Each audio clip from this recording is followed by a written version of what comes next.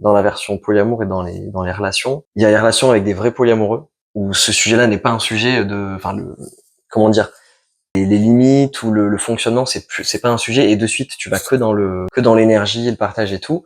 Et tu as les relations, et c'est le cas pour moi, où c'est soit des personnes qui sont pas polyamoureuses à la base et qui essayent parce que il y a de l'amour fort et tout, qui essayent de le devenir.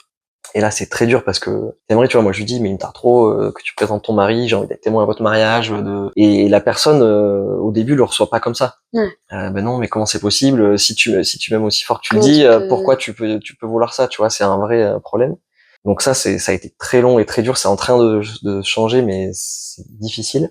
Et ma nouvelle relation, où pour le coup, elle pense vraiment se lancer dans le polyamour, Ouais, vivre ça, ouais. être à fond et tout, mais elle est pas sûre. Et donc nous, notre relation, pour l'instant, fonctionne très bien, et elle a l'impression que ça, enfin, je pense de ce qu'elle me dit, que ça la ravit et tout. Mais se pose la question du jour où elle aura une autre relation, puis Comment une elle autre, va et puis qu'il y en a prendre. une qui va prendre énormément de place. Est-ce que bah elle va pas se dire oh, quand même lui c'est bon, et puis finalement pourquoi je redeviendrai pas monogame parce qu'il me plaît tellement. Donc il y a ce côté c'est vraiment le dernier truc qui m'embête un tout petit peu dans la vie que je mène, c'est ce côté. Et d'ailleurs c'est pareil pour ma femme aussi, où tu te dis des fois on a l'impression d'être d'accord et de vraiment avancer là-dessus, mais comme on vient d'un monde monogame, peut-être qu'un jour elle va vouloir finalement revenir un peu en arrière, et donc en fait t'es suspendu à ça, et voilà, et tu te dis j'espère que voilà tout le monde va arriver à s'accorder, mais chacune des relations, les trois pour le coup, il reste un tout petit doute, et qui fait que tu peux, bon, même si je vis très bien et je suis très heureux et je suis à fond, je me pose peu de questions malgré tout parce que je veux vivre l'instant présent,